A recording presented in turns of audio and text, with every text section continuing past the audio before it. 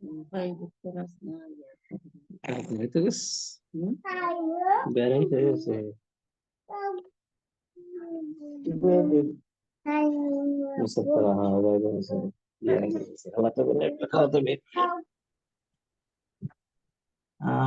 easy কথা পাইছি বাবা পিছে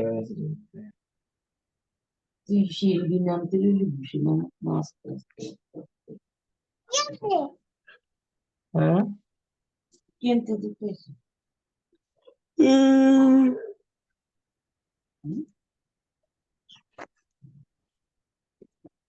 Niente di. Dukta ke ne paisi. Ar dimatta? Baba. Mago, so what is it? Ami dorai. Ami emri. Na?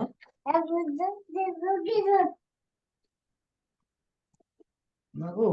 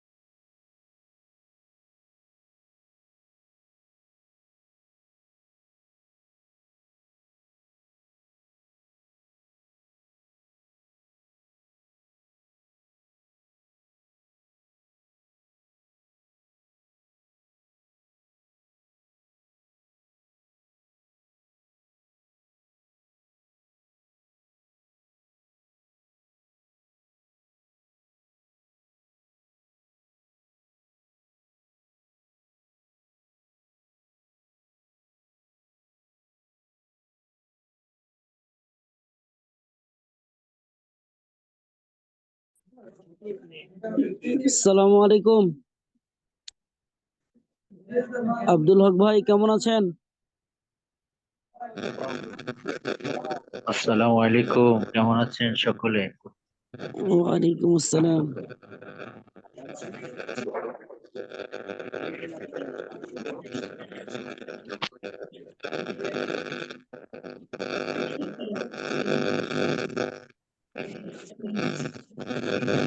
Abdul হক ভাই কি অবস্থা আপনার?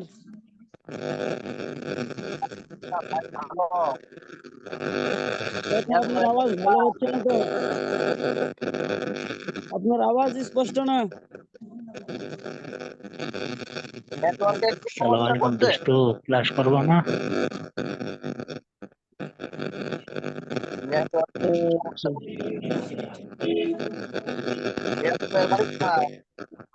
ভাই আমার তেতুলিয়া পঞ্চগড়। অনেক দূরে পঞ্চগড়। একবার বাংলাদেশের শেষ সীমানা। জি জি ভাই, এটা কি ফার্মেসি আপনার? না ভাই, এটা হচ্ছে আপনার কসমেটিক।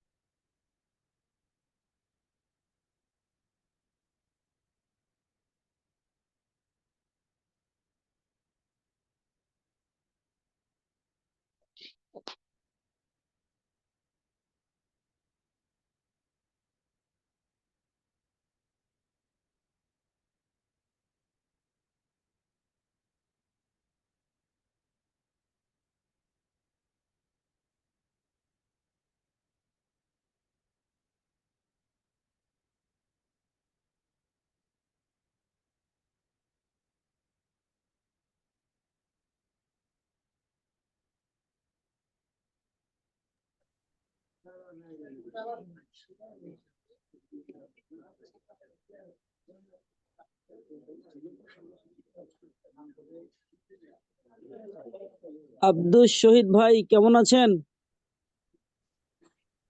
রিয়াজুল ভাই, আমি মাসুদুর রহমান। জি ভাই। মাসুদুর রহমান, আলহামদুলিল্লাহ। ভালো আছেন না? জি ভাই, আলহামদুলিল্লাহ। মাসুদ ভাই, হ্যাঁ আলহামদুলিল্লাহ। আমাদের ওই যে আব্দুল শহীদ ভাই কথা বলছে না কেন? নেটের সমস্যা মনে হয়। মাসুদ ভাইয়ের অবস্থা কি? জি, আসসালামু জি, আলাইকুম। ওয়ালাইকুম আসসালাম। ভাই অনেকক্ষণ থেকে আপনাকে নক করতেছি। জি, রিয়াজুল ইসলাম ভাই ভালো আছেন? জি ভাই, আলহামদুলিল্লাহ। আপনি কেমন আছেন? জি, আলহামদুলিল্লাহ। কাউকে কাউকে কেমন জিজ্ঞাসা আছেন? করলে কেমন আছিস জিজ্ঞাসা করলে উত্তর না দিলে জরিমানা করা দরকার। জি জি জি। এত মহব্বত করে ডাকা হয়, স্মরণ করা হয়, যদি উত্তর না দেওয়া হয় তাহলে কেমনটা জি লাগে? জি জি। আসসালামু ঠিক আলাইকুম। ওয়ালাইকুম আসসালাম।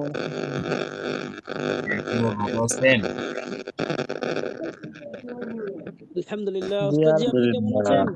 আপনি কেমন জি আছেন? জি আলহামদুলিল্লাহ। আসসালামু জি আলাইকুম। এখন উস্তাদ কি জি ভালো আছেন? আমার আওয়াজ কি শোনা যায়? জি উস্তাদ জি। তো আজকে আমরা আল আশবাহ ওয়ান নাজায়ের এই কিতাবটা শুরু করব। তো আপনারা যারা আমাদের সাথে সম্পৃক্ত আছেন, আপনারা এই কিতাবটা একটু ফিল করেন। আল আশবাহ ওয়ান নাজায়ের।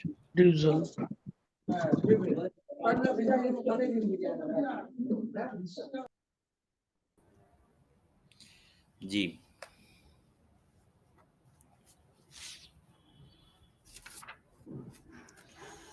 তো প্রথমে আমরা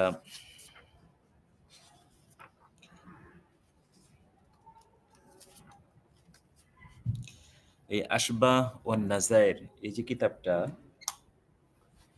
এই কিতাবটা কোন বিষয়ে এবং এই নামের অর্থ কি এবং এই কিতাবটা কে লিখেছেন এই সম্পর্কে আমাদের মোটামুটি একটা ধারণা যদি নেওয়া যায় তাহলে আমাদের সামনের সবকগুলো বুঝতে সুবিধা হবে।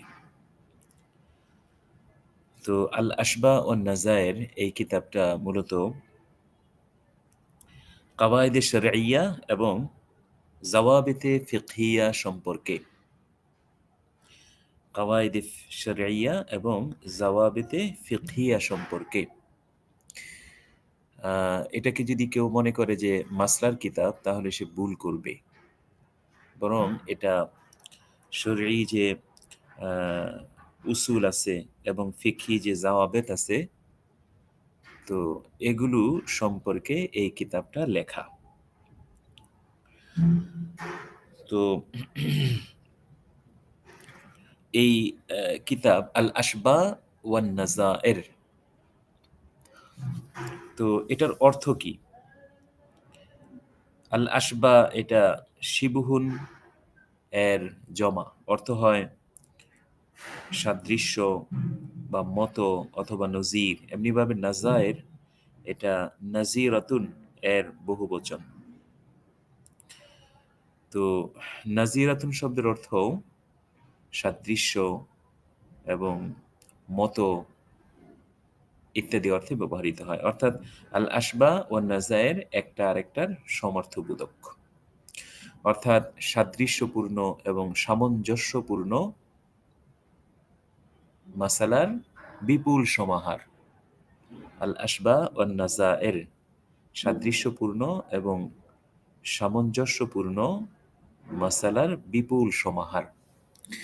এখানে মূলত লেখক এই বিষয়টা আপনাদের সামনে তুলে ধরবেন যে 12 বছর বা 14 বছর লেখাপড়া করার পর যদি আপনার মধ্যে এক ধরনের আত্ম অহংকার চলে আসে যে আমি তো এখন সব পারি, যে কোনো বিষয়ে যদি প্রশ্ন করা হয় তাহলে আপনি সাথে সাথে উত্তর দিয়ে দেন এবং নিজেকে অনেক যোগ্য মনে করেন, তো তাদের জন্য এই কিতাবটা লেখা যে আসলে নিজেকে এতটা যোগ্য মনে করার কোনো কিছুই নাই। কারণ যতক্ষণ পর্যন্ত আমরা কোনো একটা মাসলা জিজ্ঞাসা করার পরে ওই মাসলাটার উত্তর সরাসরি কোনো কিতাবে না পাবো, ততক্ষণ পর্যন্ত অনুমান করে বা কিয়াস করে বলার কোনো সুযোগ নেই। কারণ হইল যে আমরা আমাদের এই কিতাবের মধ্যে এমন কিছু উদাহরণ আমরা পেশ করলাম যে বাহ্যিকভাবে যদি আমরা দেখি তাহলে এই মাসলাগুলোর মধ্যে পারস্পরিক কোনো পার্থক্য বুঝে আসে না, কিন্তু আমাদের কেরাম, আমাদের কথাগুলো কথা বোঝা যায় না। জি কথা হযরত বোঝা যায়, মনে হয় ওনার এখানে নেটের সমস্যা থাকতে পারে, আমরা আপনাদের সমস্যা পরিষ্কার পারে। বুঝতে পারতেছি। কথা স্পষ্ট বুঝতে পারছি ইনশাআল্লাহ। জি, জি লেখকের উদ্দেশ্য হইল যে অনুমান করে বা কিয়াস করে ফতোয়া দেওয়ার কোনো সুযোগ নাই যতক্ষণ পর্যন্ত আপনি এই মাসলাটা স্পষ্টভাবে কোনো ফতোয়ার কিতাবে না পাবেন। কারণ এই কিতাবের মধ্যে অনেক এমন উদাহরণ পেশ করা হয়েছে যে একটা আরেকটার হুবহু সাদৃশ্যপূর্ণ, কিন্তু এই দুইটার মধ্যে হুকুমগত অনেক পার্থক্য বিদ্যমান। এটার কারণ কি? যেমন ইল্লতের ভিন্নতার কারণে হুকুমের মধ্যে ভিন্নতা আসে। তো আমরা যদি বাহ্যিকভাবে তাকাই তাহলে দেখব যে একটা মাসলা আরেকটা মাসলার মতো। আমাকে যদি বলা হয় বা আপনাকে যদি বলা হয় তাহলে আপনি হয়তো একটা মাসলার হুকুম জানার পরে আরেকটা মাসলার হুকুম নিজের থেকেই চিন্তা ভাবনা করে বলে দিবেন যে এই হুকুমের, এই মাসলার হুকুম যেহেতু এই, তাহলে ওই মাসলার হুকুম এটাই হবে।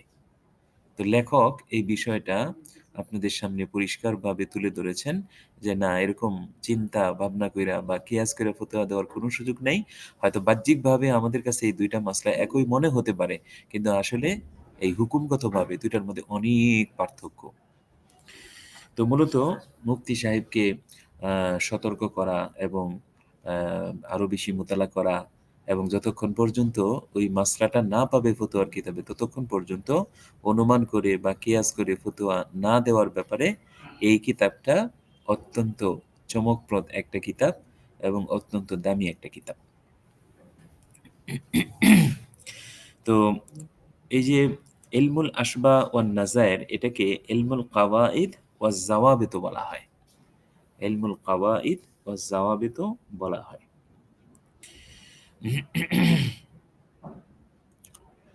তো আমরা আল আশবা ওয়ান নাজায়ের এটার অর্থটা পড়লাম এবং এই কিতাবের যে উদ্দেশ্য সেই উদ্দেশ্যটাও আমরা পড়লাম। এখন এই কিতাবের যিনি লেখক, আমরা লেখক সম্পর্কে একটু জেনে নেই।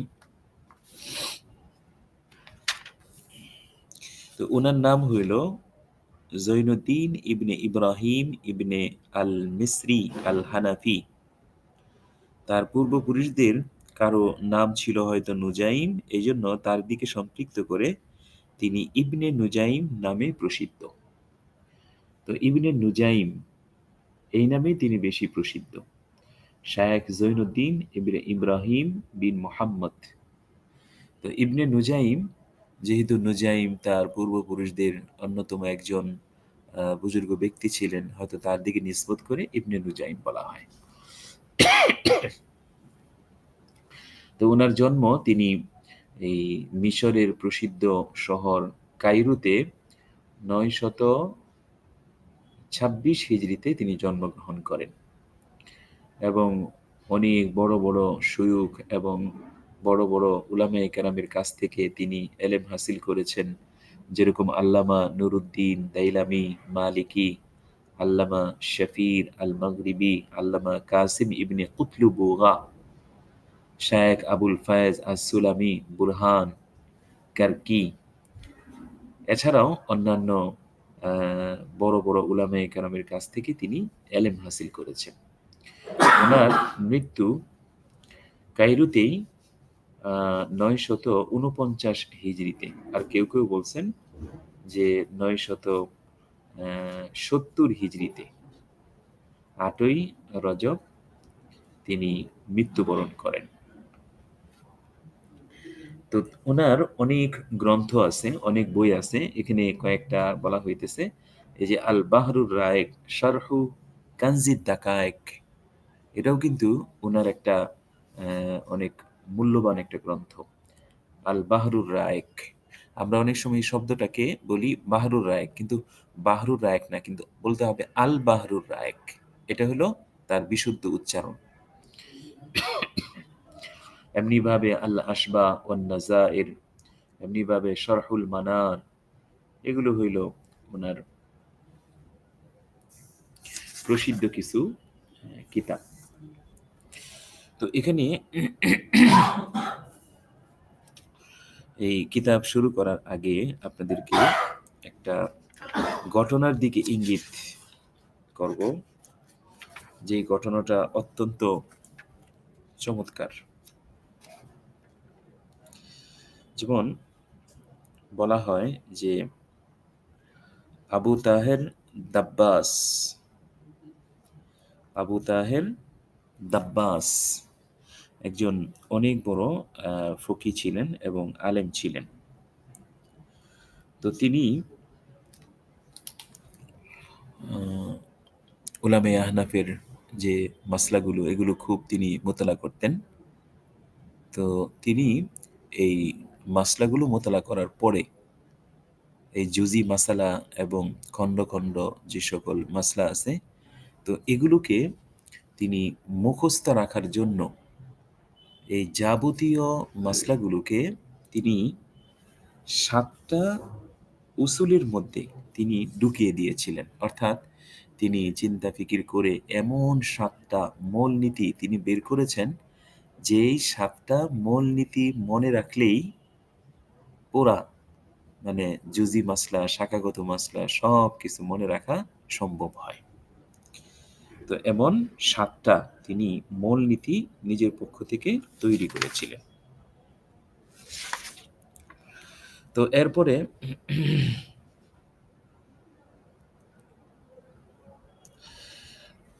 এই 7টা মূলনীতি তিনি প্রত্যেক দিন এশার নামাজের পরে তিনি যে মসজিদে থাকতেন, তো তিনি অন্ধ মানুষ ছিলেন।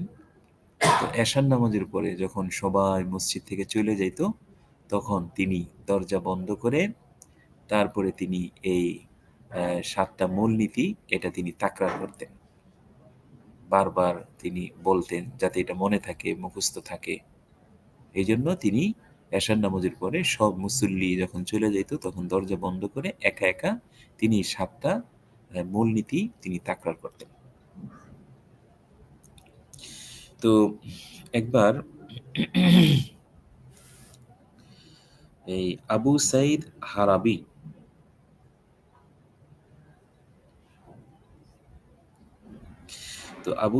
হারাবি তিনি হানাফি মাযহাবের ছিলেন। তো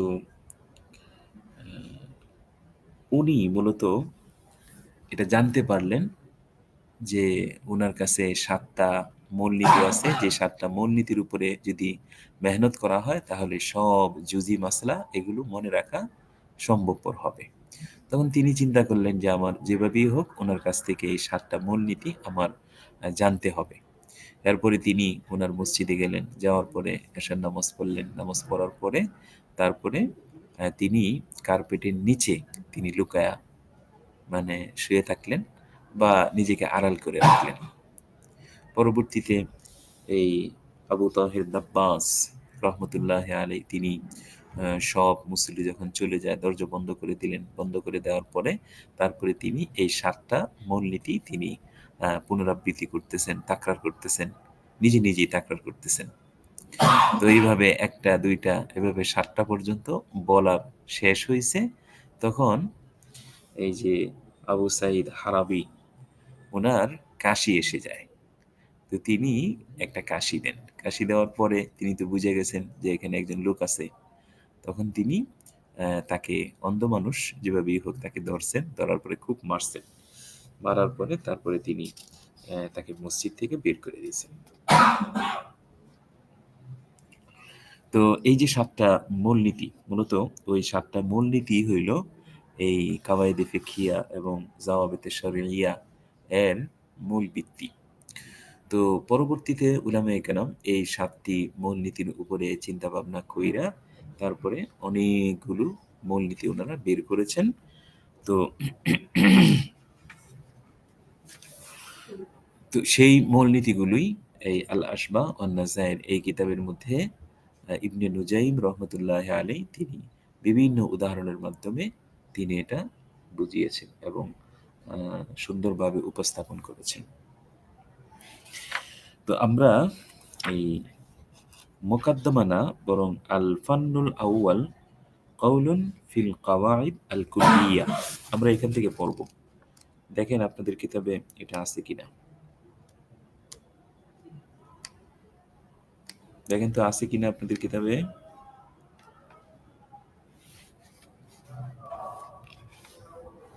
আছেন? আপনারা আছেন? জি ওস্তাদ, জি আছি ইনশাআল্লাহ। আলহামদুলিল্লাহ আছি। হ্যাঁ, তো আমরা বলছিলাম এই যে আল ফান্নুল আউয়াল কাউলুন ফিল কাওয়াইদিল কুল্লিয়া, এখান থেকে আমরা শুরু করব, মুকাদ্দমা থেকে না। মুকাদ্দমা থেকে আমাদের যে আল-আউয়ালু মারিফাতুল কাওয়াইদ, আল ফান্নুল আউয়াল কাউলুন ফিল কাওয়াইদিল কুল্লিয়া, এখান থেকে শুরু করব। আওয়াজ হচ্ছে কোথায় থেকে ওস্তাদ জি? আওয়াজ হচ্ছে। হ্যাঁ, এটা তো আমার এখানে না, আপনারা ভাই আমরা জি দেখেন তো আপনারা পাইছেন কিনা। মুকাদ্দমার আগে না পরে? না, মুকাদ্দমার পরে। স্যার জি পাইছি। হ্যাঁ, আল কাওয়াইদুল উলা, দেখেন এখানে আছে আল ফান্নুল আউয়াল কাউলুন ফিল কাওয়াইদিল কুল্লিয়া। ওস্তাদ জি এটা কত পৃষ্ঠা? এটা কোন লাইব্রেরি থেকে বলতেছেন? আত্তাবাতুল হিজাজে যেটা 63 পৃষ্ঠা। আচ্ছা, আমাদের কাছে যেটা আছে শরহুন নাযায়ের, শরা উর্দু আল আশবা ওয়ান নাযায়ের, মাকতাবাতুল আরিফ দেওবন্দ, এটার আছে 63 নম্বর পৃষ্ঠা। আপনারা দেখে নিতে পারেন 63 নম্বর পৃষ্ঠা। আচ্ছা, এটা যদি আপনাদের বুঝতে অসুবিধা হয় তাহলে আমাদের কাছে আরেকটা আছে। মাহমুদিয়া কত পৃষ্ঠা ওস্তাদ?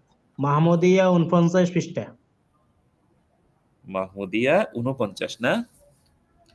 জি 49 পৃষ্ঠা। 50 পৃষ্ঠা, 49।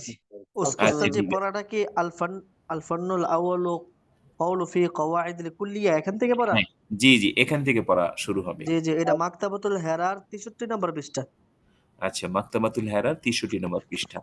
আমাদের কিতাবে আছে 59 পৃষ্ঠা, আল ফান্নুল আউয়াল কাউলুন ফিল কাওয়াইদিল কুল্লিয়া। মাহমুদিয়া 49 পৃষ্ঠা। জি আলহামদুলিল্লাহ। জি ওস্তাদ জি পেয়েছি আমরা সবাই। জি জি আলহামদুলিল্লাহ পেয়েছি জি তাহলে আমরা শুরু করতে পারি ইনশাআল্লাহ। তো এখানে এই মুসান্নিফ রহমতুল্লাহ আলাইহি এই কিতাবটিকে 7টি বিষয়ের উপরে বিন্যস্ত করেছেন। ওস্তাদ যে আগের পৃষ্ঠাগুলো কি পড়া হবে না? না এগুলোর তুলনায় ওই আমাদের কাওয়াইদুল উলা এটা সবচেয়ে গুরুত্বপূর্ণ। হ্যাঁ, আমাদের সামনে যেহেতু সময় খুব কম, এই জন্য এই মুকদ্দমাটা আমরা না পড়ে আমরা সরাসরি কিতাব থেকে আমরা পড়া শুরু করতেছি। জি ওস্তাদ জি। জি তো মুসান্নিফ রহমতুল্লাহ আলাইহি, জি নাসিরউদ্দিন সাহেব আপনি আছেন? জি ওস্তাদ জি, শুরুতে আমার নেট ছিল না তো একটু আমি ধরতে আমার একটু 10 মিনিট লেট হয়েছে। নাসিরউদ্দিন ভাইয়ের কণ্ঠর ইয়ার বয়সে আলাদা, আলহামদুলিল্লাহ আমরা সবাই বুঝতে পারি 100 জনের মধ্যে। জি জি জি জি তো আপনার যে ওই কণ্ঠ নেট ছিল না, তারপরে স্পষ্ট। আবার আমি দোকানে গিয়ে ওই বললাম জিপি ভরে তারপরে ক্লাস ধরলাম, আবার কারেন্টে চলে আসছে আলহামদুলিল্লাহ এখন। আচ্ছা, যাক, মাশাআল্লাহ। আলহামদুলিল্লাহ। তো বলতেছি ভাই মনে হয় এই কিতাবটি মুসান্নিফ রহমতুল্লাহ আলাইহি 7টি বিষয়ের উপরে বিন্যস্ত করেছেন। প্রথম বিষয় এমন কাওয়ায়েদ সম্পর্কে অবগত হওয়া যেগুলোর দিকে তার শাখা প্রশাখাগুলো প্রত্যাবর্তিত হয়। আর দ্বিতীয় বিষয় হইল শরী কায়দা কানুন বর্ণনা প্রসঙ্গে এবং তার অধীনে যেসব শাখা প্রশাখা অন্তর্ভুক্ত হয় আর যা অন্তর্ভুক্ত হয় না সেই প্রসঙ্গে।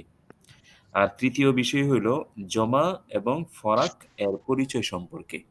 কিছু কিছু বিষয় আছে যে একদিক থেকে মিল, অন্য দিক থেকে মিল নাই, তো এই বিষয়গুলো এখানে উল্লেখ করা হবে।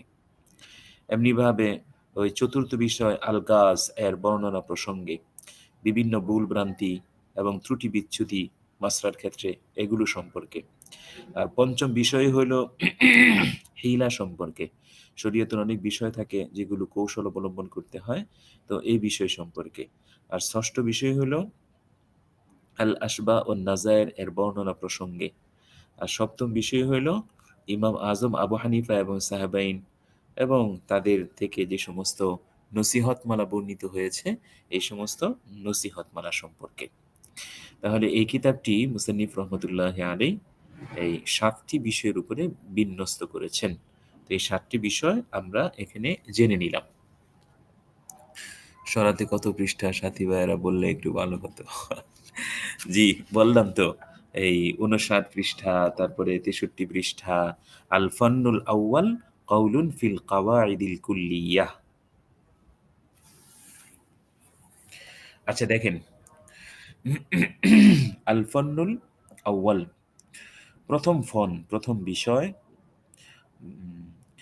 Kowloon feel কাওয়াইদিল কুল্লিয়াহ। কাওয়াইদে কুল্লিয়া সম্পর্কে বক্তব্য। কাওয়াইদে কুল্লিয়া কাকে বলা হয়? তো কাওয়ায়েদ তো কায়দাতুন এর জমা, অর্থ হয় ভিত্তি, বুনিয়াদ। তো পরিভাষায় হুকমুন কুল্লিয়ুন ইয়ান্তাবিকু আলা জামিই জুজইয়াতিহি লিতাআররুফি আহকামিহা মিনহু। অর্থাৎ এমন কিছু কুল্লি হুকুম যা তার সকল ফরদকে শামিল করে এবং ওই কুল্লি হুকুম থেকে আফরাদের বিধান জানা যায়। তো হুকমুন কুল্লিয়ুন এমন কিছু কুল্লি হুকুম ইয়ান্তাবিকু আলা জামিই জুজইয়াতিহি যা তার সকল ফরদকে শামিল করে, তার যে জুজি যত মাসলা আছে এই সমস্ত মাসলাকে অন্তর্ভুক্ত করে, শামিল করে। লি তাআররুফি আহকামিহা মিনহু, ওই কুল্লি হুকুম থেকে আফরাদের বিধিবিধান জানার উদ্দেশ্যে। তাহলে আমরা বলতে পারি যে এই কায়দা এমন কিছু মূলনীতির নাম যে সমস্ত মূলনীতি জানলে এর ভিত্তিতে আমরা শাখাগত হাজার হাজার মাসলা উপলব্ধি করতে পারি বা বুঝতে পারি।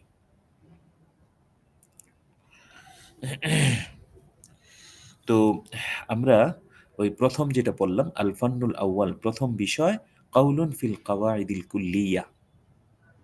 কুল্লি যে সমস্ত নিয়মাবলী আছে এই সমস্ত নিয়মাবলী সম্পর্কে বক্তব্য, এই সমস্ত নিয়মাবলী সম্পর্কে।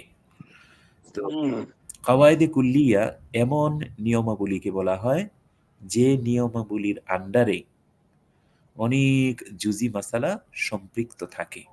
একটা কাওয়াইদে কুল্লিয়া যদি আপনি জানতে পারেন তাহলে এটার মাথাহাতে তার সাথে সম্পৃক্ত আপনি শত শত জুজি মাসলা, শাখাগত মাসলা আপনি অনুধাবন করতে পারবেন।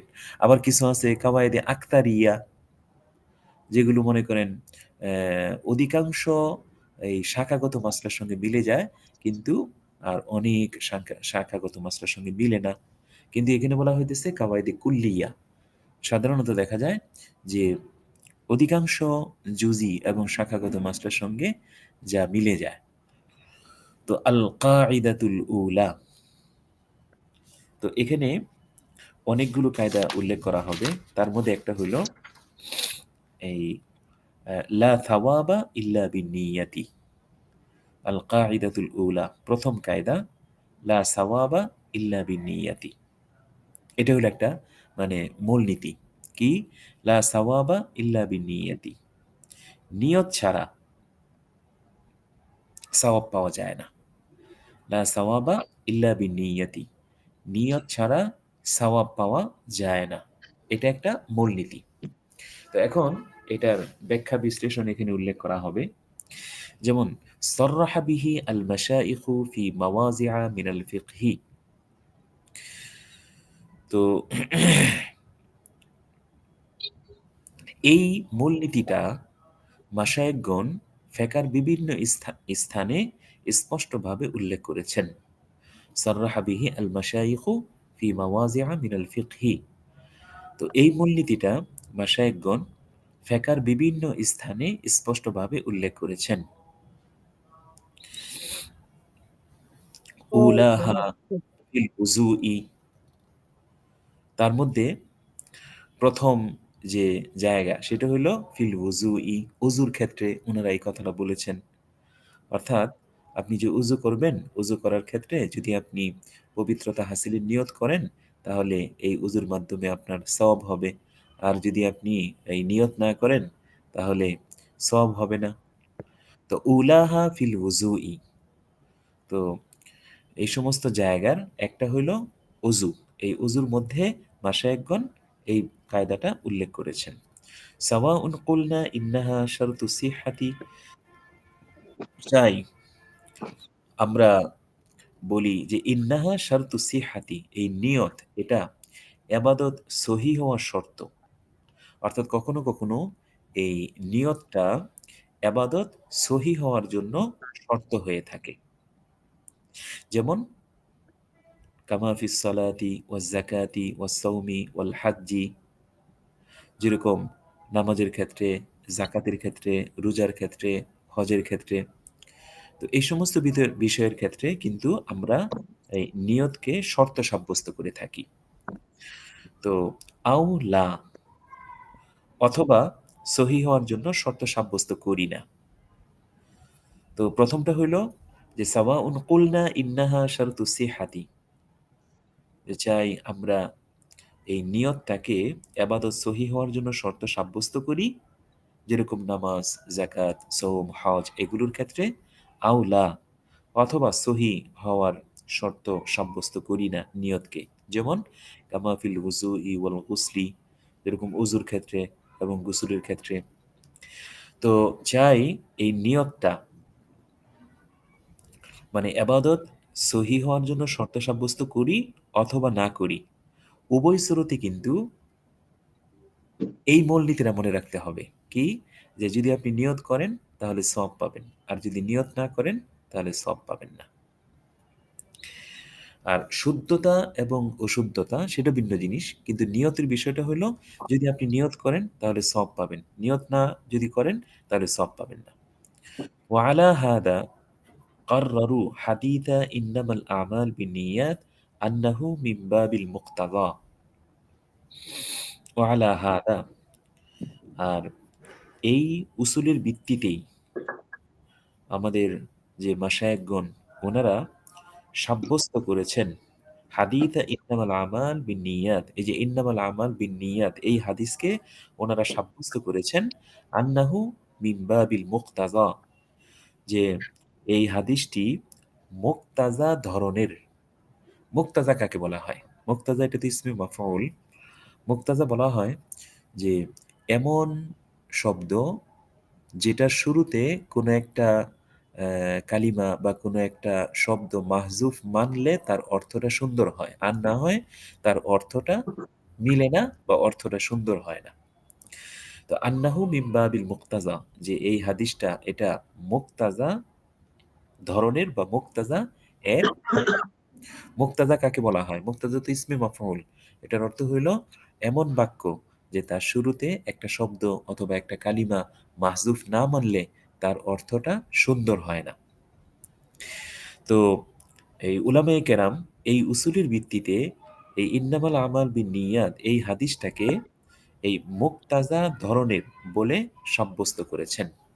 কেন মুক্তাজা ধরনের বলে সাব্যস্ত করেছেন? ইল্লা ইয়াসিহু বিদুনি তাকদীর লিকাথরাতি উজুদিল আমাল বিদুনিহা।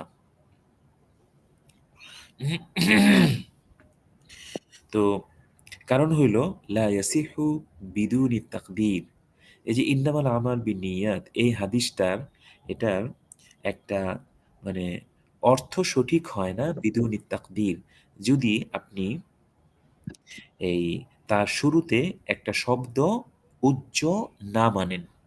যদি একটা শব্দ তার পূর্বে আপনি উজ্জ না মানেন, তাহলে এই হাদিসের সঠিক অর্থ বের করা যায় না। কেন? লিকাসরাতি উজুদিল আমাল বিদুনিহা, কারণ হইল যে অনেক আমল এর অস্তিত্ব পাওয়া যায় নিয়ত ছাড়াই। নিয়ত ছাড়াই অনেক আমলের অস্তিত্ব পাওয়া যায়। সুতরাং যদি এই কথা বলা হয় ইন্নামাল আমাল বিনিয়াত, নিয়তের মাধ্যমে আমল গ্রহণযোগ্য হয়, তাহলে তো অনেক আমল এমন আছে যেগুলোর ক্ষেত্রে নিয়ত জরুরি না, যেমন উজুর ক্ষেত্রে, গুসুলের ক্ষেত্রে নিয়ত জরুরি না। তো এই ক্ষেত্রে কোনো ব্যক্তি যদি পবিত্রতা হাসিলের নিয়ত নাও করে, এরপরেও কিন্তু তার উজু হয়ে যায়, গুসুল হয়ে যায়। তাহলে এভাবে যদি অর্থ করা হয়, তাহলে তো ইন্নামাল আমাল বিন নিয়াত এটার কোনো অর্থই হয় না। নিয়ত ছাড়া কোনো আমল ধর্তব্য না। তাহলে উজু, তাহলে গুসুল, এগুলো তো নিয়ত ছাড়াই ধর্তব্য। সুতরাং এখানে কি করতে হবে? ফাকাদ্দারু মুজাফান, তাই মাশায়েখগণ এখানে একটা মুজাফকে মাহজুফ মেনেছেন, আই হুকমাল আমাল, আমলের যে হুকুম এটা নিয়তের উপর নির্ভরশীল, বা সাওয়াবাল আমাল বিন্নিয়াত, এরকম একটা মুজাফ মাহজুফ মেনেছেন। আচ্ছা, এরপরে ওয়াহুয়া নাওয়ানে, আর এটা দুই প্রকার। এটা মানে কোনটা? ওই যে হুকমুল আমাল বা সাওয়াবুল আমাল, এটা দুই ধরনের, বা হুকমুল আমাল আমলের যে হুকুম এটা দুই ধরনের। উখরাউইয়ুন, আরেকটা হইলো দুনিয়াউইয়ুন। একটা হইলো পরকালীন, ওয়াহুয়া আস-সাওয়াব ওয়া ইস্তিহকাকুল ইকাব, সেটা হইলো এই সওয়াব অর্জন করা অথবা শাস্তির উপযুক্ত হওয়া। যদি আপনি ভালো কাজ করেন তাহলে সওয়াব লাভ করবেন, আর যদি আপনি গুনাহের কাজ করেন তাহলে আপনি শাস্তির উপযুক্ত হবেন। এটা হইল এই আমলের পরকালীন হুকুম। ওয়া দুনিয়াবিয়ুন, আরেকটা হলো আমলের ইহকালীন হুকুম, সেটা হলো ওয়াহুয়া আসিহাতু ওয়াল ফাসাদ, সেটা হলো যে আবাদতটা সঠিক হওয়া এবং ফাসেদ হয়ে যাওয়া। অর্থাৎ আপনি যদি কোনো একটা আবাদতের যে সকল শর্ত শারায়াত আছে, এই সমস্ত শর্ত শারায়াত মেনে যদি করেন, তাহলে ওই আমলের দুনিয়াবি হুকুম হইল আমলটা সহি হয়ে যাবে। আর যদি আপনি শর্ত না মেনে করেন, তাহলে দুনিয়াবি হুকুম হইল এই আমলটা নষ্ট হয়ে যাবে। তাহলে হুকমুল আমাল এটা দুই ভাগে ভাগ করা হইলো। একটা হলো উখরাবি, সেটা হইলো নেক আমল করলে আপনি সওয়াব পান, আর গুনাহ করলে আপনি শাস্তির উপযুক্ত হন। আরেকটা হলো দুনিয়াবি, ইহকালীন, সেটা হলো আপনি যদি আমলকে শর্ত মোতাবিক আদায় করেন তাহলে শুদ্ধ হয়, আর শর্ত মোতাবিক আদায় না করলে সেটা অশুদ্ধ হয়ে যায়। ওয়াকাদ উরিদা আল উখরাবি বিল ইজমাই, তো এখানে বলা হইতেছে যে এই যে হাদিস যে বলা হয়েছে ইন্নামাল আমাল বিন্নিয়াত, তো এখানে যে হুকমুল আমাল এটা তারা কি উদ্দেশ্য? ওয়াকাদ উরিদা আল উখরাবি বিল ইজমা, এখানে মূলত ওই পরকালীন যে হুকুম, সেই হুকুমটাই এখানে সর্বসম্মতিক্রমে উদ্দেশ্য নেওয়া হয়েছে। এই যে ইন্নামাল আমাল বিন্নিয়াত, এখানে ইন্নামা হুকমুল আমাল বিন্নিয়াত, এখানে হুকুম দ্বারা ওই উখরাবি যে হুকুম, এই উখরাবি হুকুম এখানে উদ্দেশ্য নেওয়া হয়েছে, আর এটা বিল ইজমা, ইজমা দ্বারা এটা প্রমাণিত। কেন এখানে উখরাবি হুকুমটা উদ্দেশ্য নেওয়া হয়েছে? লিল ইজমা আলা আন্নাহু লা থাওয়াবা ওয়ালা ইকাবা ইল্লা বিন্নিয়াতি, কারণ এই বিষয়ের উপরে উলামায়ে কেরামের ইজমা রয়েছে যে নিয়ত ছাড়া কোনো ইবাদতের সওয়াবও পাওয়া যায় না, এমনি ভাবে নিয়ত ছাড়া কোনো কাজের শাস্তিও পাওয়া যায় না। ফান্তাফা আল আখার, সুতরাং ওই যে দ্বিতীয় বা অপর যে একটা মানে প্রকার ছিল বা সম্ভাবনা ছিল সেটা নাকচ হয়ে গেল। সেটা হলো ওই যে দুনিয়াবি যে হুকুম, সেই দুনিয়াবি হুকুমটা এখানে নাকচ হয়ে গেল। তো ফান্তাফা আল আখার আইয়াকুনা মুরাদান, এই শেষোক্ত যেটি এটি নাকচ হয়ে গেল, আইয়াকুনা মুরাদান, যেটা উদ্দেশ্য হবে এই বিষয়টা নাকচ হয়ে গেল। ইম্মা লিআন্নাহু মুশতারাকুন ওয়ালা উমুমা লাহু। এখন এখানে যে ইন্নামাল আমাল বিন্নিয়াত, এখানে হুকমুল আমাল বলতে উখরাবি হুকুম উদ্দেশ্য, এখানে দুনিয়াবি হুকুম যে উদ্দেশ্য না, এটা যে তিনি বললেন এটার দলিল দিতেছেন ইম্মা লিআন্নাহু মুশতারাকুন ওয়ালা উমুমা লাহু। একটা হলো এই যে দেখেন যে এই শব্দটা এটা মুশতারাক একটা শব্দ, এই যে হুকুম এই শব্দটা এটা মুশতারাক একটা শব্দ। এটা যেরকম ভাবে উখরাবি এই হুকুমকে অন্তর্ভুক্ত করে, এমনি ভাবে দুনিয়াবি এই হুকুমকেও অন্তর্ভুক্ত করে। তো যেহেতু এটা একটা দ্বিমুখী শব্দ, মুশতারাক শব্দ, এটার মধ্যে দুইটা অর্থই বিদ্যমান, ওয়ালা উমুমা লাহু। আর এই মুশতারাক শব্দের মধ্যে কোনো ব্যাপকতা থাকে না, অর্থাৎ যে একটা শব্দ দুইটা অর্থের সম্ভাবনা রাখে আর একই সময়ে এই উভয়টা অর্থ উদ্দেশ্য হবে, এটা উলামায়ে আহনাফ মানে গ্রহণ করেন না, বা এটা উলামায়ে আহনাফ বলেন না। মানে একটা শব্দের মধ্যে দুইটা অর্থ থাকবে, একই সময়ে উভয়টা অর্থ উদ্দেশ্য হবে, উলামায়ে আহনাফ এটার পক্ষে না। উলামায়ে আহনাফ বলেন যে একটা শব্দের যদি দুইটা অর্থ থাকে তাহলে যে কোনো সময় একটা অর্থ উদ্দেশ্য নিতে হবে, আরেকটা উদ্দেশ্য এটা রেখে দিতে হবে। একই সময়ে আপনি এই শব্দের উভয়টা অর্থ উদ্দেশ্য নিবেন, এটা হতে পারে না। যেমন এই যে কুরু যে শব্দটা আছে, এই কুরু শব্দটা একটা অর্থ হইল এই হায়েজ, আরেকটা অর্থ হলো তুহুর। তো এখন একই সময় আপনি ওই হায়াজও নিবেন তুহুর নিবেন, এটা হতে পারে না। যদি আপনি হায়াজ নেন তাহলে তুহুর নিতে পারবেন না, যদি তুহুর নেন তাহলে আপনি হায়াজ নিতে পারবেন না। তো লিআন্নাহু মুশতারাকুন ওয়ালা উমুমা লাহু, কেননা এই হুকুম শব্দটা এটা মুশতারাক, অর্থাৎ উখরাবি এবং দুনিয়াবি উভয়টাকেই অন্তর্ভুক্ত করে, ওয়ালা উমুমা, আর এই সমস্ত শব্দের মধ্যে কোনো ব্যাপকতা নাই, অর্থাৎ একই সময়ে এই শব্দের উভয়টা অর্থকে আপনি একই সাথে উদ্দেশ্য নেবেন, এটা হতে পারে না। তো সুতরাং এখানে যেহেতু ইজমার দ্বারা ওই উখরাবি যে উদ্দেশ্য সেটা যেহেতু এখানে নির্দিষ্ট হয়ে গেছে, এই জন্য এখন আর দুনিয়াবি যে মানে হুকুমটা আছে এটা আপনি এখানে উদ্দেশ্য নিতে পারবেন না। এটা একটা দলিল। আরেকটা হইল আও লিনদিফা'i যুরুরাতি বিহি মিন সিহহাতিল কালামি বিহি ফালা হাজাতা ইলাল আখার।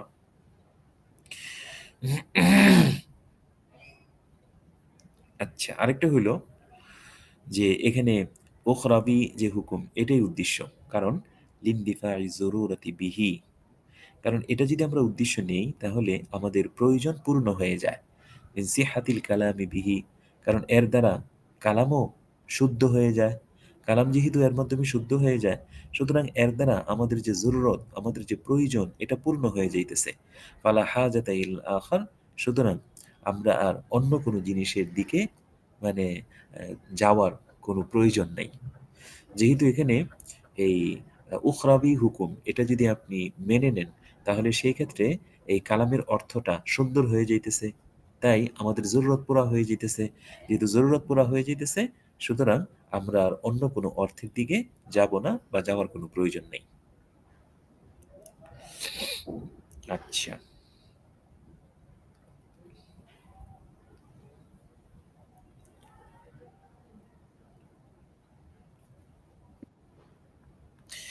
এখন বলা হইতেছে ওয়াসানি আউজাহু, দ্বিতীয় যে কারণটা এখানে বলা হয়েছে এই দ্বিতীয় কারণটাই সবচাইতে মানে বেশি উপযুক্ত। ওয়াসানি, এই সানি বলতে কি উদ্দেশ্য বলেন তো? এখানে যে দুইটা কারণ উল্লেখ করা হয়েছে, এই দুইটা কারণের মধ্য থেকে দ্বিতীয় যে কারণটা, এই দ্বিতীয় কারণটা সবচাইতে উপযুক্ত। কেন? লিআন্নাল আউওয়ালা লা ইউসাল্লিমুহু আল খাসমু, কেননা প্রথম যে কারণটা উল্লেখ করা হয়েছে সেই কারণটা তো আমাদের বিপরীত পক্ষ যারা তারা তো সেটাকে গ্রহণ করেন না। এই জন্য দ্বিতীয় যে কারণটা উল্লেখ করা হয়েছে এটাই সবচেয়ে উপযুক্ত। লিআন্নাহু কাইলুন বিউমুমিল মুশতারাক,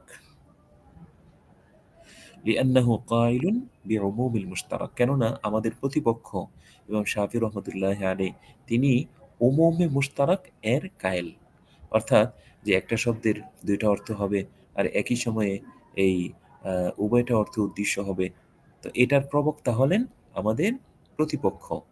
তো সুতরাং আমরা প্রথম যে দলিলটা পেশ করলাম এটা যেহেতু আমাদের প্রতিপক্ষের বিপরীত, এই জন্য দ্বিতীয়টাই সবচেয়ে উপযুক্ত। আচ্ছা, ফাহিনাইদিন, সুতরাং এখন যখন এই বিষয়টা প্রমাণিত হইল যে এখানে ইন্নামা হুকমুল আমাল বিন্নিয়াত এটার দ্বারা উদ্দেশ্য হইল হুকমে উখরাবি, দুনিয়াবি না, যখন এটা প্রমাণিত হইল লা ইয়াদুল্লু আলা ইশতিরাতিহা ফিল ওয়াসাইল লিসিহহাতি ওয়ালা আলা আল মাকাসিদ আইজান,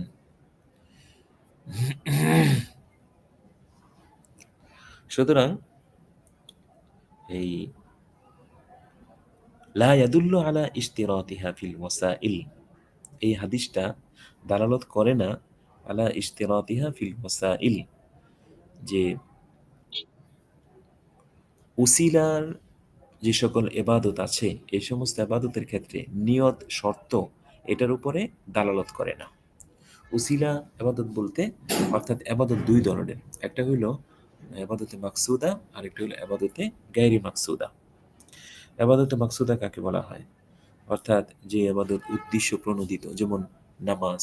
আরেকটা হলো এবাদতে গায়রি মাকসুদা, যেটা অন্য একটা এবাদত জায়েজ হওয়ার জন্য তাকে মানে মাশরু করা হয়েছে বা শরীয়তে এটাকে জায়েজ করা হয়েছে, আসলে সে মূলত কোনো এবাদত না বরং অন্য একটা এবাদতের সহায়ক হিসেবে তাকে মানে বিধানে রাখা হয়েছে, যেমন ওযু, গোসল, তায়াম্মুম, এগুলো মূলত এবাদত না বরং নামাজ এবং পবিত্রতা অর্জন করে মসজিদে প্রবেশ বা তেলাওয়াত এগুলোর জন্য মূলত এগুলো উসিলা।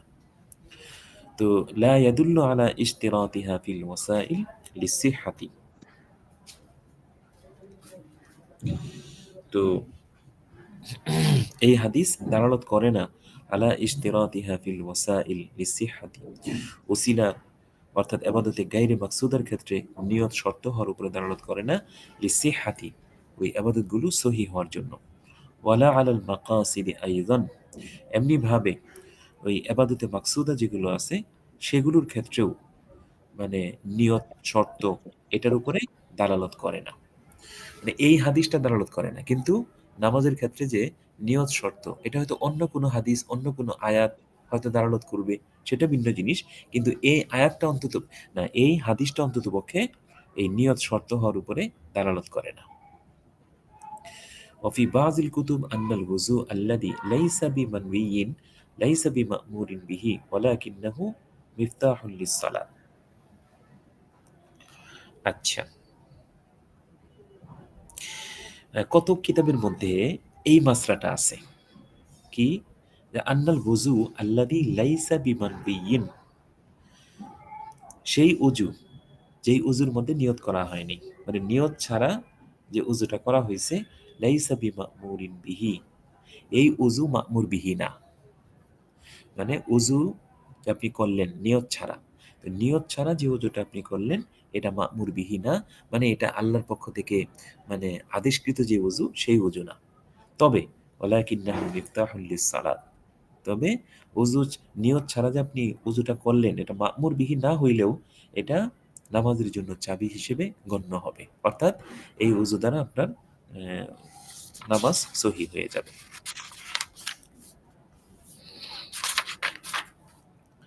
وإنما اشترطت النية في العبادات بالإجماع أو بآية وما أمروا إلا ليعبدوا الله مخلصين له الدين حنفاء।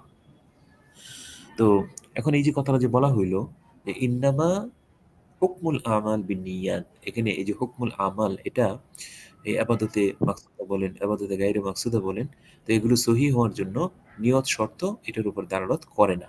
কেন? কারণ এখানে হুকুম দ্বারা উখরাবি হুকুম উদ্দেশ্য, সাওয়াব উদ্দেশ্য। তো এখন বলা হইতেছে যে তাহলে নামাজের ক্ষেত্রে আমরা তো সবাই বলি যে নিয়ত এটা আবশ্যক, যাকাত, হজ এগুলোর ক্ষেত্রে নিয়ত আবশ্যক। তাহলে এগুলোর ক্ষেত্রে যে নিয়ত আবশ্যক এটা কোন দলিলের মাধ্যমে বোঝা গেল? ওয়া ইন্নামা উশতুরিতাত আন-নিয়াতু ফিল ইবাদাত। আর ইবাদতের ক্ষেত্রে অর্থাৎ ইবাদতে মাকসুদের ক্ষেত্রে নিয়ত যে শর্ত, এটা শর্ত করা হয়েছে বিল ইজমাই উম্মতের কারণে, আও বি আয়াতি অথবা এই আয়াতের মাধ্যমে, ওমা উমিরু ইল্লা লিয়াবুদুল্লাহা মুখলিসিনা লাহুদ্দিন হুনাফা। আচ্ছা,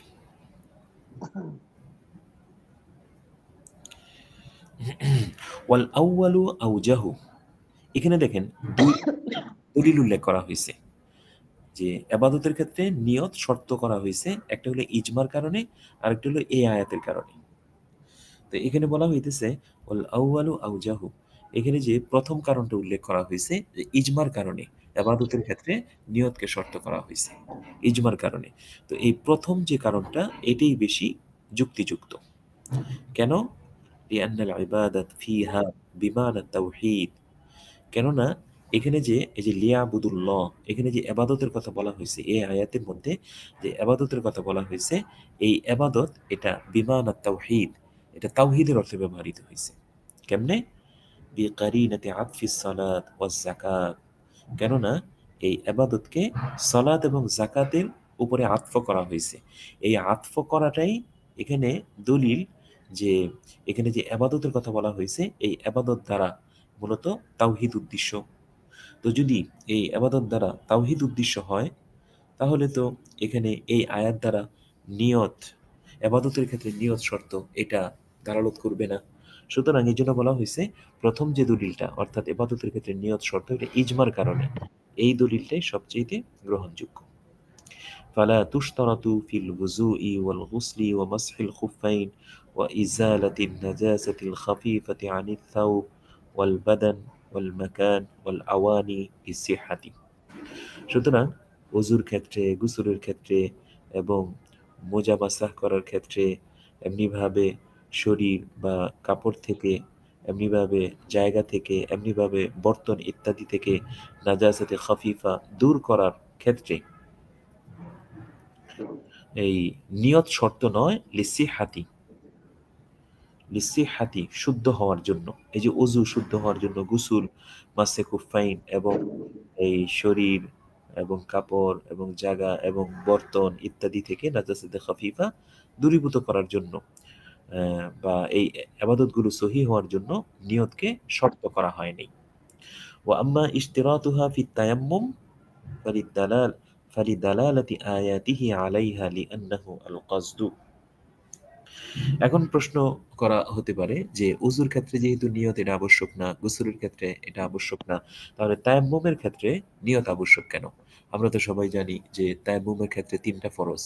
একটা হলো নিয়ত করা, আরেকটা হলো এই মাটি বা মাটি জাতীয় কোনো জিনিসের উপরে দুই হাত রেখে সেই হাত দ্বারা সমস্ত মুখমণ্ডল মাসাহ করা, আরেকটা হলো আবার হাত রেখে কনুই সহ উভয় হাত মাসাহ করা।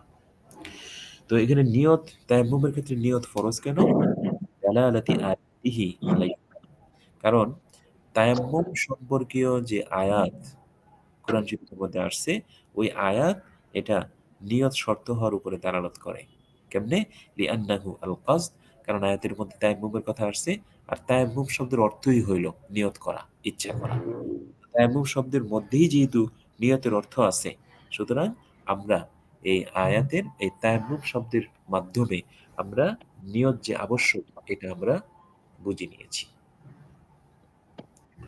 وأما غسل الميت فقالوا لا تشترط لصحة الصلاة عليه وتحصيل طهارته।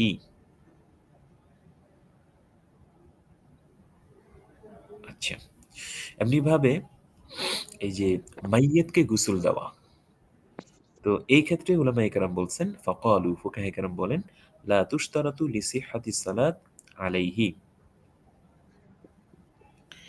যে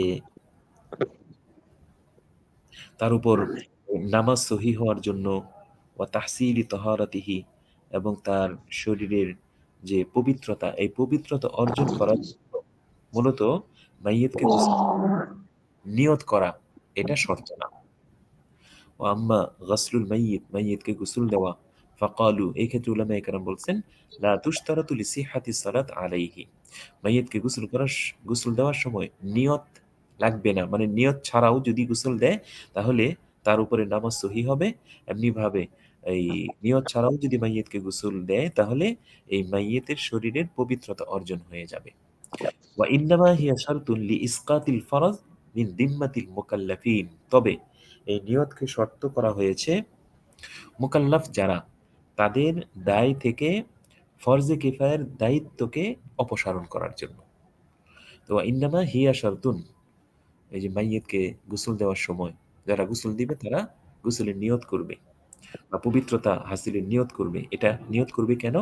লিইসকাতিল ফরজ মিন দিম্মাতিল মুকাল্লাফিন, যারা মুকাল্লাফ, শরীয়তের বিধানে আদিষ্ট যারা, তো তারা যেন এই তাদের জিম্মা ফরজে কিফায়া থেকে যেন অপসারিত হয়, এই জন্য মূলত নিয়তের শর্ত করা হয়েছে।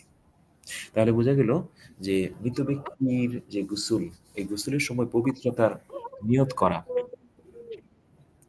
এই পবিত্রতার নিয়ত এটা তার উপরে জানাজা সহি হওয়ার জন্য এটা আবশ্যক না, এমনি ভাবে তার পবিত্রতা অর্জন করার জন্য এটাও আবশ্যক না। তবে ওই যে মুকাল্লিফিন, তাদের দায়িত্ব থেকে যেন এই ফরজে কিফায়ার বিষয়টা সাকেত হয়ে যায়, এই জন্য মূলত এই মাইয়িতকে গোসল করার সময় নিয়তের শর্ত আরোপ করা হয়।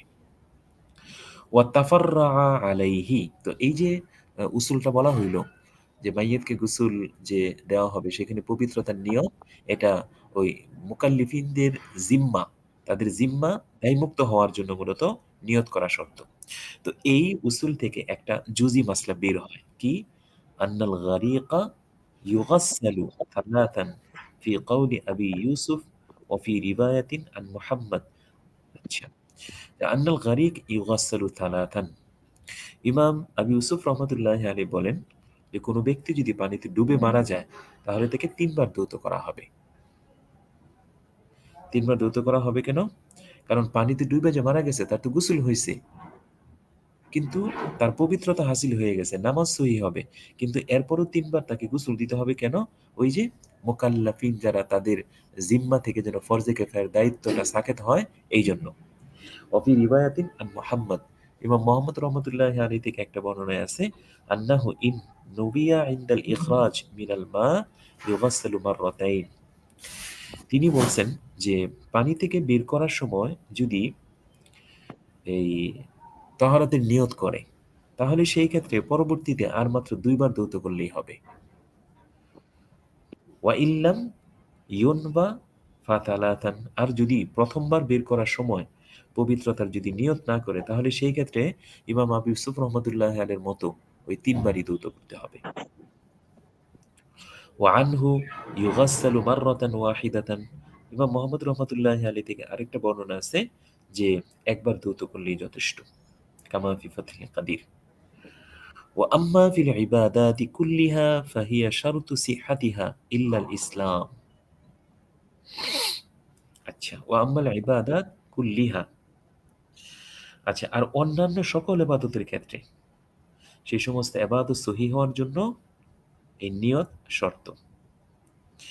অর্থাৎ এই যে ওযু, গোসল, এগুলোর ক্ষেত্রে তো নিয়ত এটা আবশ্যক না, এটা তো বলা হইলো। এছাড়া অন্যান্য ইবাদত, মানে ইবাদত মাকসুদে যেগুলো আছে সেগুলোর ক্ষেত্রে এই ইবাদত মাকসুদে সহি হওয়ার জন্য নিয়ত শর্ত। ইল্লাল ইসলাম, তবে ইসলাম গ্রহণ করার জন্য নিয়ত শর্ত না। অর্থাৎ ফাইন্নাহু ইয়াসিহু বিদুনিহা, কারণ হইল যে নিয়ত ছাড়াও ইসলাম গ্রহণযোগ্য। বিদালিল কাউলিহিম, কারণ ফুকাহে কেরাম বলেছেন এই কথাটা হলো তার দলিল কি, ইন্না ইসলাম আল মুকরা সহিহুন, মুকরা ব্যক্তির ইসলাম ধর্ম গ্রহণ করা এটা সহি বলে গণ্য। অর্থাৎ মুকরা যাকে বাধ্য করা হয়েছে ইসলামের উপরে এবং সে এই জোর জবরদস্তির কারণে ইসলাম ধর্ম গ্রহণ করেছে, তো এই ব্যক্তির ইসলাম ধর্ম গ্রহণ করা এটা সহি বলে গণ্য।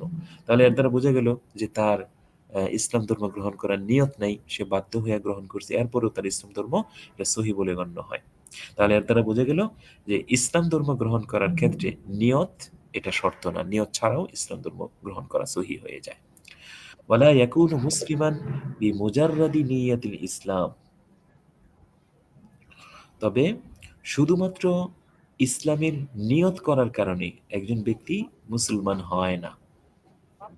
দেখেন, ওয়ালা ইয়াকুনু মুসলিমান বিমুজাররাদি নিয়াতিল ইসলাম, একজন ব্যক্তি শুধুমাত্র ইসলাম ধর্ম গ্রহণ করার নিয়ত করছে, এই নিয়ত করার কারণে সে মুসলমান হবে না।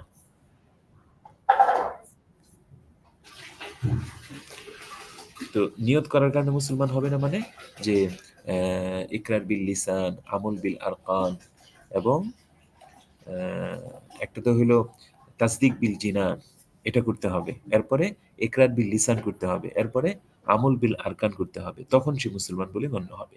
বিখিলাফিল কুফর, তবে কুফরি তার বিপরীত, অর্থাৎ যে কুফরির যদি নিয়ত করে তাহলে সাথে সাথে সে কাফির হয়ে যায়। কামা সানুবাইয়িনুহু ফি বাহতি তুরুক, যেরকম ভাবে আমরা এটা ওই যে তুরুকের আলোচনার মধ্যে ইনশাআল্লাহ উল্লেখ করব। দেখেন, এই যে এখানে সূক্ষ্ম একটা পার্থক্য, যে ইসলামের নিয়ত করলে সে মুসলমান হয়ে যায় না, কিন্তু কুফরির নিয়ত করলে সে কাফের হয়ে যায়। এই দেখেন, দুইটা মাসলা প্রায় কাছাকাছি, কিন্তু হুকুম কিন্তু অনেক পার্থক্য, হুকুমের মধ্যে অনেক পার্থক্য।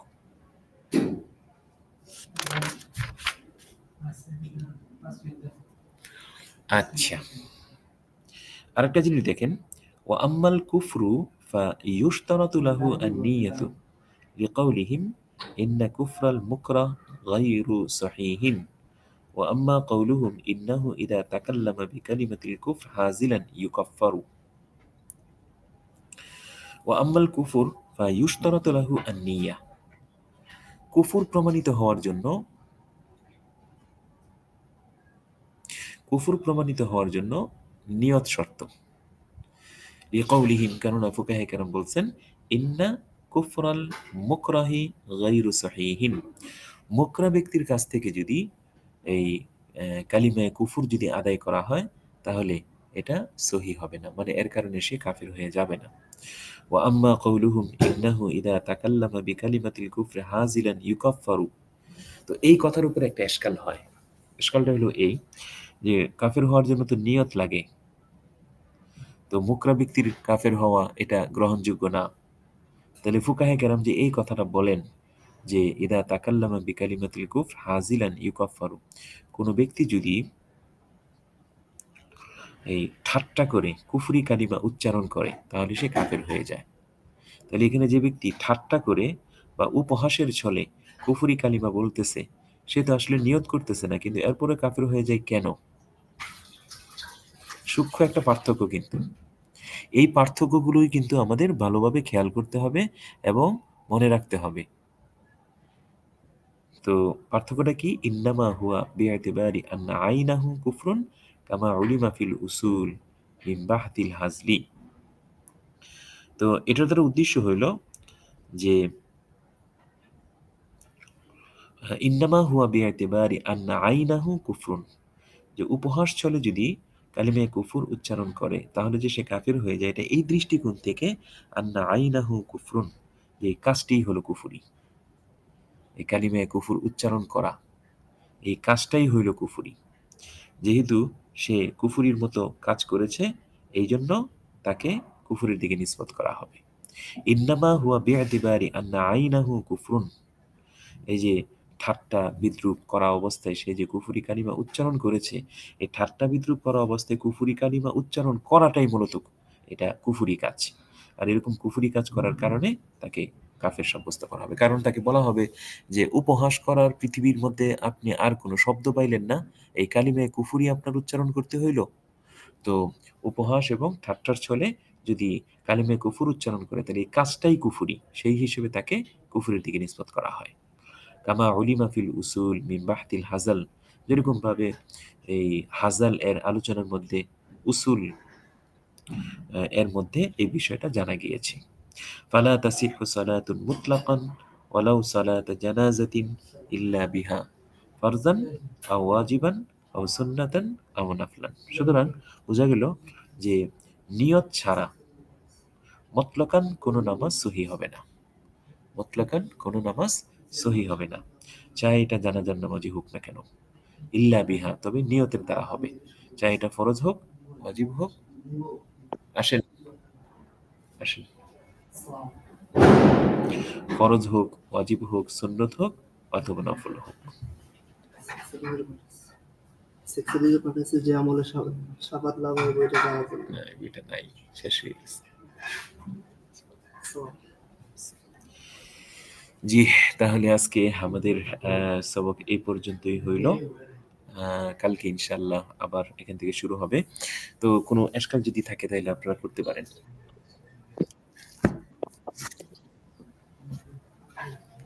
ওস্তাদ যে আজকে আজকাল না করলে ভালো হয়, আজকে সাইরা দেন। আচ্ছা আচ্ছা, ঠিক আছে ইনশাআল্লাহ। আসসালামু আলাইকুম ওয়া রাহমাতুল্লাহি ওয়া বারাকাতুহু। ওয়ালাইকুম সালাম। জি উস্তাদ জি, একটি বিষয় বোঝার ছিল।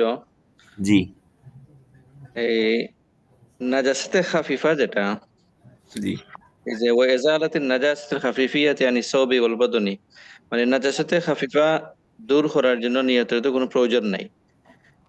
তো নাজাসাতে গালিজা দূর করার জন্য নিয়তের কোনো প্রয়োজন আছে কি?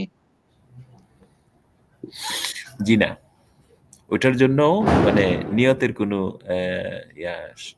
নিয়ত আবশ্যক না। জি, আমার মানে জানার যে বিষয়টি ছিল সেটি হচ্ছে যে এখানে শুধুমাত্র নাজাসাতে খাফিফা আলাদাভাবে কেন উল্লেখ করলেন, যেহেতু উভয়টার মধ্যে নিয়ত আবশ্যক নয়? মাশাআল্লাহ, অনেক সুন্দর প্রশ্ন। এটা কয়দে ওই ইত্তেফাকি ধরতে পারেন, এহতেরাজি না। জি জি উস্তাদ জি। জি জাযাকাল্লাহ। আরেকটি বিষয় একটু জানার ছিল।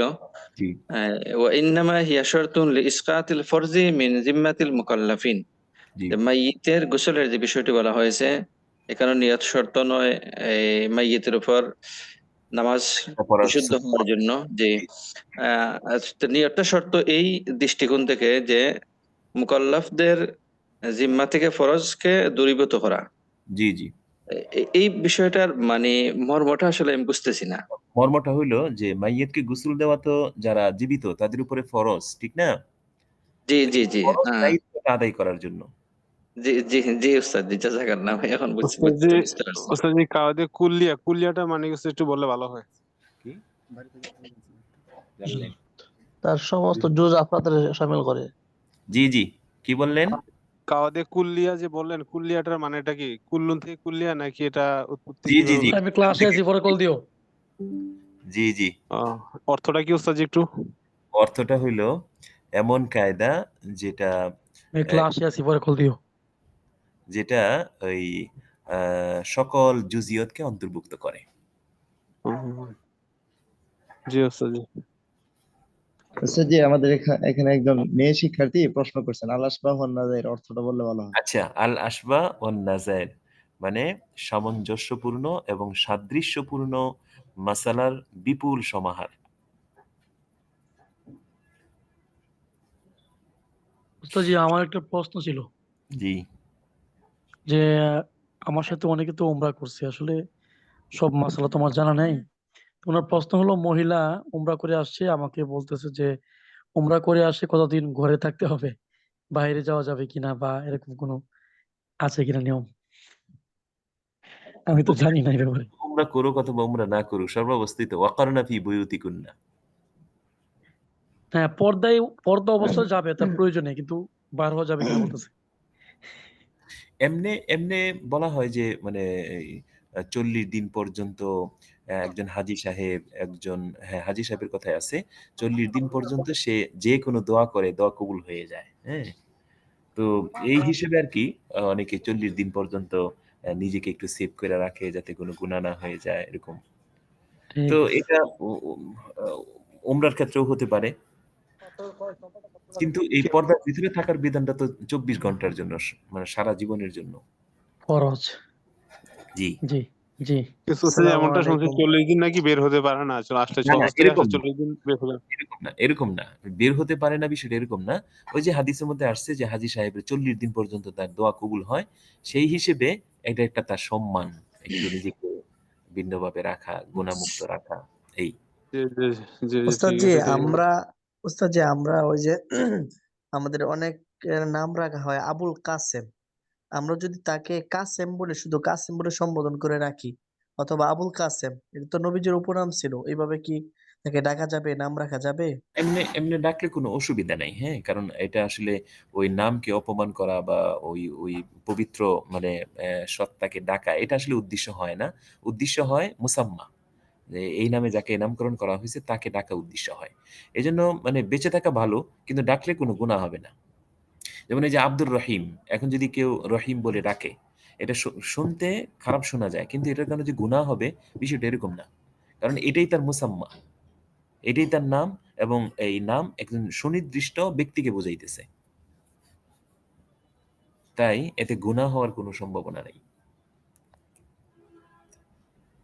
হওয়ার জন্য নিয়তের দরকার নেই, অর্থাৎ জি, হতে চায় তাহলে তার নিয়ত দরকার নেই, মনের সাথে সংশ্লিষ্ট করে।